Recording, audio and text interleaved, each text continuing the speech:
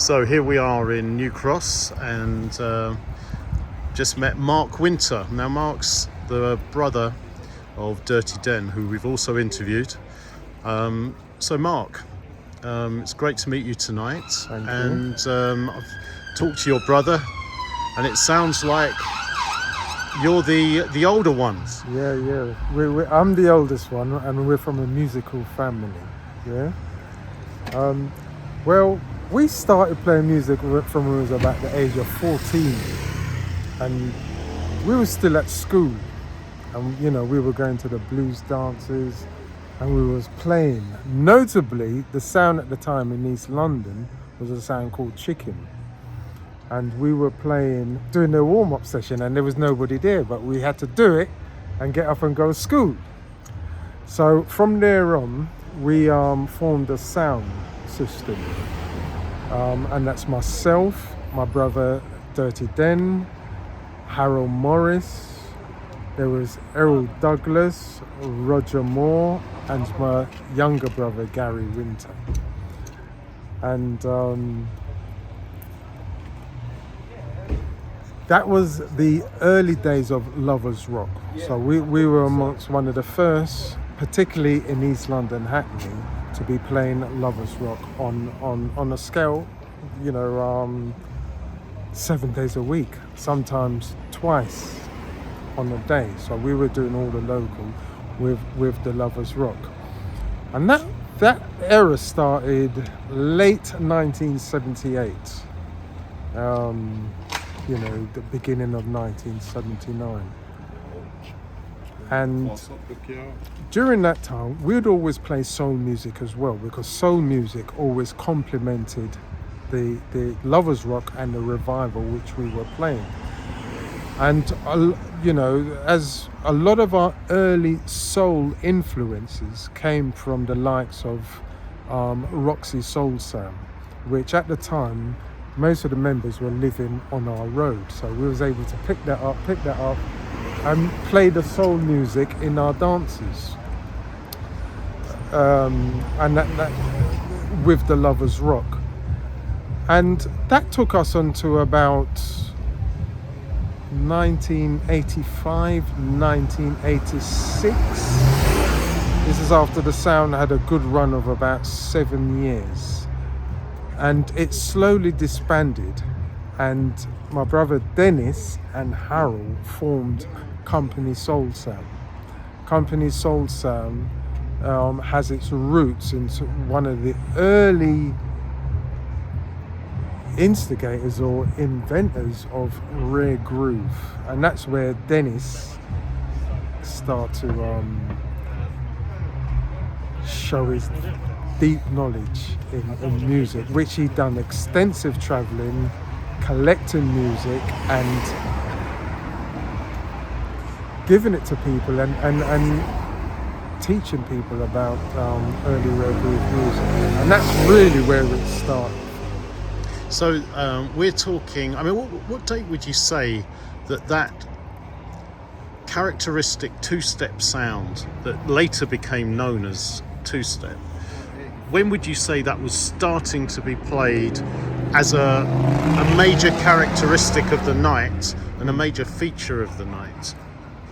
Well, throughout the Lovers Rock era, we always played two-step. The Martha Staples, the Betty Swans. We were always playing that, and it transitioned into the rare groove. But it was something that we'd always played, and this was actually given to us by our pals, Roxy Soul Sound, who we learned a lot from. So, because I'm trying to get the timeline, I think the term rare groove, came a little bit later. When was the first time you actually heard the phrase two-step? Because obviously it was reggae and what I would refer to at the time as soft soul, but that's later become known as the two-step. And I'm guessing that, because again, you're the expert here, I'm guessing that soft soul became the two-step. No, I actually think it was the other way around, because two-step for us has always been two-step, because it's, you know, it came with a particular dance, and so it enabled you to, you know, shuffle around with the woman, and that was the highlight of the dance. Playing those two-step music, you know, as I said, you know, Betty Swan was always my favourite one, and we were playing that from day one, and that was, as I said, 1978, and a lot of the early two-steps, I mean, a lot of them were back from the 60s, Yeah. 1965, 68, and we were playing them, particularly in the early hours of the morning. Because I'm particularly interested, obviously your heritage goes back all that way. I'm particularly interested in that transition point where people actually gave it this tag, it's rare groove. And, you know, I'm very interested in pinpointing that moment where the two-step became known as rare groove on your scene. I think it was the transition, particularly with ourselves, from our sound system, Sabrina, and that was predominantly reggae. And it was around 1985, 86, around that sort of thing, that Dennis and Harold formed company Soul Sam, and that was, as the name suggests, was predominantly a soul. So that's where the transition came in from. They were playing the two-step and the soul music and the dance, but toasting over them like in how we used to do on the reggae dance. And as I said, that happened around 1985, 1986, around that sort of area. Yeah, which exactly corresponds with the rare groove scene, the funkier side that was happening you know, in the West End, that was based more around the JBs. And this is the moment that I find fascinating because, you know, as I've discussed with other people, the two scenes started to influence each other. Yes. You know, the stuff we were playing in the WAG Club, Africa Centre, we were starting to learn about the Leroy Hudsons. We were starting to learn about, you know, the connoisseur side, the Roy Ayers side, which we hadn't been exposed to in the very early days of the WAG Club. You know, we'd hear all the JB stuff, but it wasn't until, for me, I think 86, 87 that I started actually hearing, you know, this beautiful music, you know, the slower tempo stuff that you guys had been playing for quite a long time. So I'm always fascinated to hear, you know, where these two scenes started to influence each other. I mean, in your two-step scene, were you playing the JBs? Were you playing the funkier side, or were you just sticking, you know, mainly to the slow soul to fit in? It was mainly the slow soul. You get the likes of the Teddy Pendergraft, the Jones Girls, the Emotions, you know, that type of soul, more two-steppy. And at that time, to just before Lovers Rock sort of finished its peak, people started toasting over, you know, they were doing it before, but in our particular blues dances, they started toasting over the music, which brought another element. And as I said, you know, when the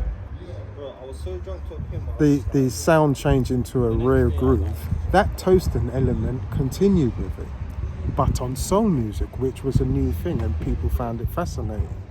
And, you know, they were in the blues dances, and that was the start of your all-night dances till, you know, 7, 8 o'clock or later in the morning. And I definitely say around 85, that was the birth of So the explosion of rare groove.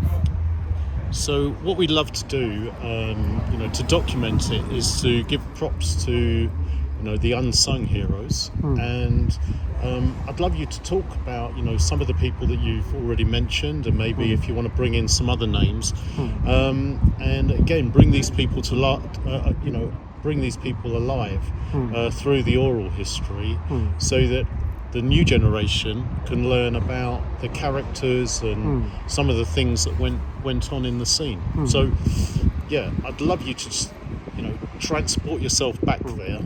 What happened at that time, I sort of withdrew out of the business, but at the same time we had sounds like Sir George, and then later on we had GQ, Manhattan Sounds, and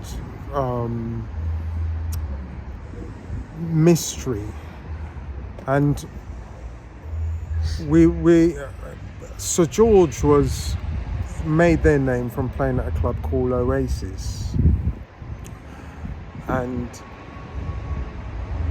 that was in the time of the Lovers Rock. And when that came off, then you had Mystery, which was one of the early inventors of rare groove, took up residency in the spot, and he made a absolutely big, massive impact into the whole scene. And then you had Slim Tip, Touch of Class. There's just a whole load of names which has just gone out of my head. We'll come back to that in a minute. So, I've talked to your brother, and your brother was out in the States, Yes. digging in dusty warehouses, and I love those stories. And was he keeping the music under wraps at first when he came back, or was he distributing it straight to the music lovers? Dennis was distributing it straight to the music lovers. I mean, part and parcel, he went out there was to discover new music, bring it back, because most of the music which we enjoy now, they were just sitting in warehouses, and probably at the time, at the time of their release, didn't actually do much. That's why there were bundles of them in a warehouse. So Dennis was on a mission. He knew the type of sound that he wanted, and I think it was a guy named Colin Henry, scoured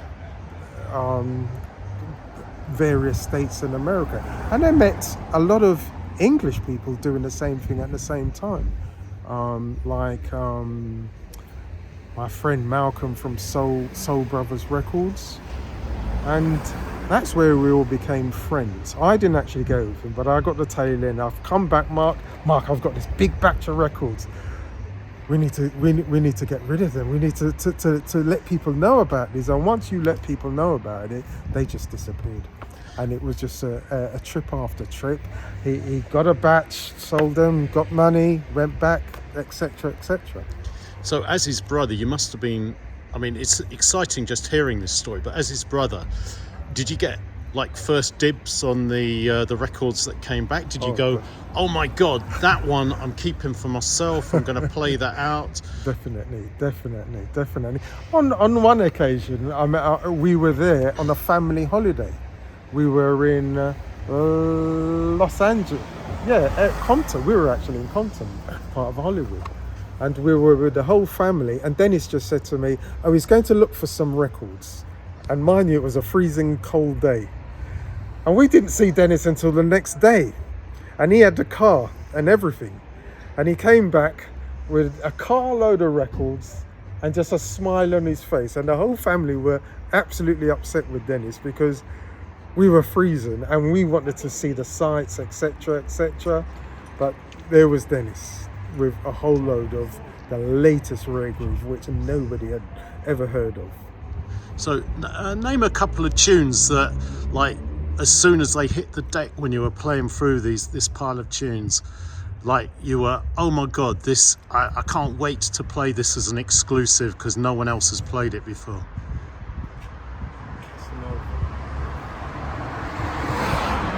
I remember there was Coffee, Casanova. You can't come here no more. I'm trying to remember. I could see this 12-inch in my head, and I just can't name it. And one of them were the Valentine's Brothers. Their album, And I remember when Dennis brought that back, and I said, I've got to have that. And it went on to, absolutely explode. And I was fortunate enough to be able to bring them over in a concert in the O2, along with Rolando Gittins and Michael Fontaine. And it was an honour to actually meet them. Yeah, of course, Michael does Legends of Rare Groove Legends. Yeah. So, I'd love to get round to interviewing Michael at some point, because he's been instrumental in bringing the artists over and giving these guys, almost a second career. So again, returning to your brother and your sound system, this is called The Untold Story of Rare Groove, and everyone I interview, I want to try and get a nugget out of them, something that's never been told before, something that can now be told, or maybe a personal story which you would like to obviously just put down as part of the document and the untold story. Well, they say that everything happens for a reason. As I said before, we had a sound called Sabrina Sound, and that was predominantly reggae. And Dennis was part of it, like myself. But the problem we had as two brothers, we just couldn't see eye to eye. Dennis was a person, and he's still like that now. If you tell him 10 o'clock, he's going to come at 2 o'clock. And he's going to have a big smile on his face, like there's nothing wrong. And, that went on, but it frustrated me so much that we ended up at loggerheads, almost fighting. And that was one of the main transitions from Sabrina to what is now Company Soul Sound. And, I think it was a blessing from God, because it put him out on a different platform, in a different genre, and he actually made his name, and he profited large from it. Well, it sounds like, you've had some amazing experiences. And again, for the people that weren't there, another thing I ask everyone to do is just imagine one event, something that's really special to you. You were obviously behind the decks most of the time, but tell us a story where you were actually, out there going to an event, and a very special event that meant a lot to you and influenced you, and tell us it from the beginning of the evening, how you heard about it, to arriving at the event, and just talk us through the whole event, to, again, for people who weren't there as part of the scene, just give them a good feeling about how it went down in those days.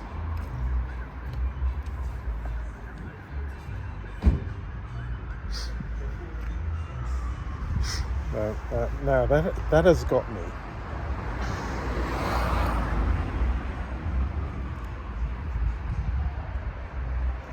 I think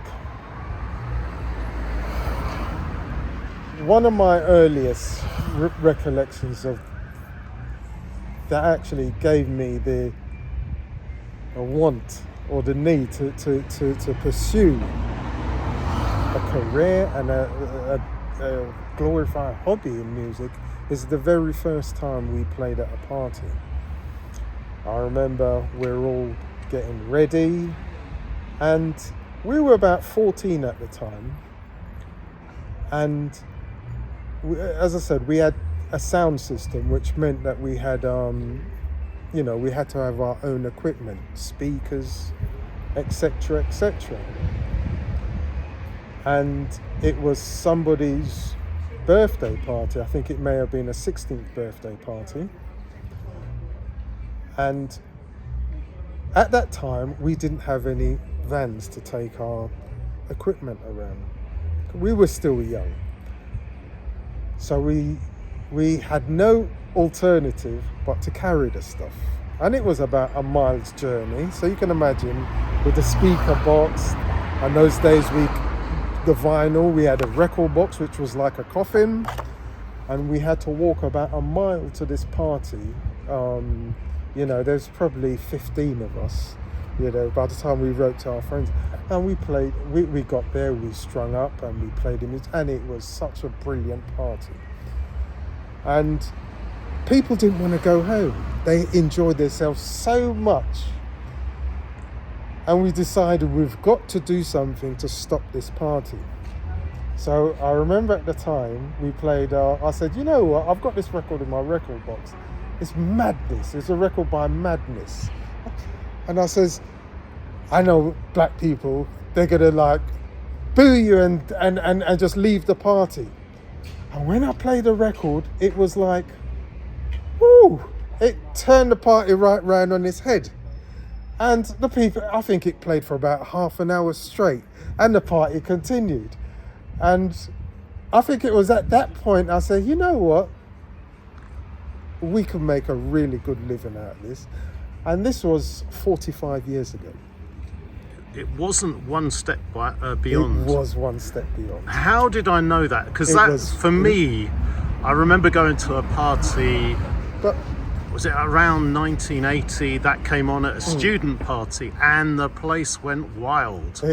but we played it, you know, it's not a normal record that we will play. We played it to get rid of everyone in the party, and it had the opposite effect. And just to confirm, I've never met you before, and we hadn't talked about this, had we? This No. isn't, yeah. No, that's a fantastic story. Just something you touched upon, because I'm really interested again. You know, what made the the soul sound so amazing? Obviously, as you've mentioned, it was playing it on a reggae sound system. Just on a technical side, because obviously you were building sound systems. Can you tell me, what setup you had to get that huge, big bass end that made the music sound so fantastic? Well, we used to make our own boxes, and we had double boxes. You know, I think it was a bit in those days, double boxes, and they were made out of formica and padded with foam. So we would put two 12 inches, and my uncle was a carpenter, and he used to reinforce it.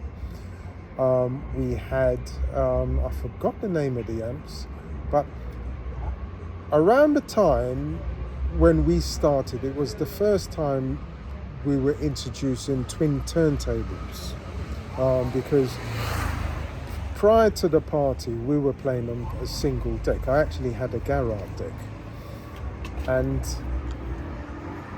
we went to a place and we saw Sir George Sound System playing with these decks, and they were all lighting up, twin decks, and they were Citronic decks. So I says, I've got to get myself one. So we went to my dad, and my dad says, okay, he will sponsor us, and we got a Citronic deck. And I cannot remember the name of the amps and the graphics to go with it. But that was sort of like, I think it was a break from your traditional sound system setup where we used twin turntables. Yeah, because when you see someone like Abashanti playing at the carnival, he has the deck up really high, one deck, puts on the plastic, and takes it off the same turntable and puts on the next one. So that, I can see that's like a reggae tradition. Yeah. And it is interesting that you're saying that when the twin turntables came along, it did change slightly the characteristic of how people actually played the music. It did, and it was actually fascinating just to look, because people were just introduced to all the LED lights, which was fascinating. And we used to play what they're called dub plates, and we had a tape machine. So sometimes we'd go to the studio and we would get the dubs on a tape. And at that time, you can rewind a cassette tape, in a bit way, when the record spins back now on these. So we used to do that with the cassette tapes. So was that where the rewind came from, the classic rewind? It could possibly, but we've done a lot of that during those early days. Because we would have a stack, so we'd have the tape deck, the equalizer, the amps, and everything in the stack, and then on top of that you would have your Citronic turntable. So absolutely get this, that having a carpenter in the family was an essential part of the crew. And it just so happened that we lived opposite a woodyard, so we were getting all our wood absolutely free. and we was able to make it in the middle of the road. So getting it free, is this part of the untold story? It is.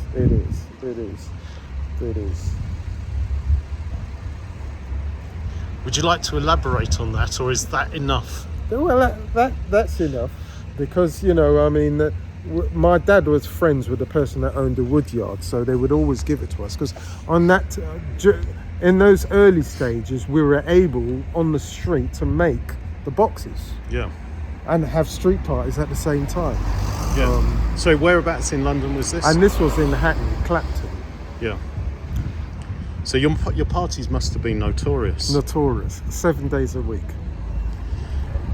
Well, again, I'd like this to be your platform as well, because for you to say anything that you want, to again give props, to tell us where you're playing now, or links that you might, get the younger generation to tap into, what you're up to. Well, first and foremost, those were the days that I had, that I showed.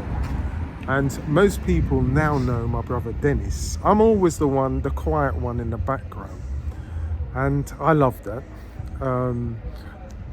At the moment, I do a lot of promoting. I'm actually a taxi driver by trade, but I do a lot of promoting. And I have been doing so for maybe the last 35 years.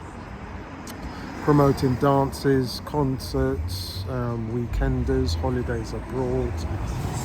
I'm currently doing what they call the Sunrise Coast Weekender, and that's happening on July the 22nd to the 25th of July.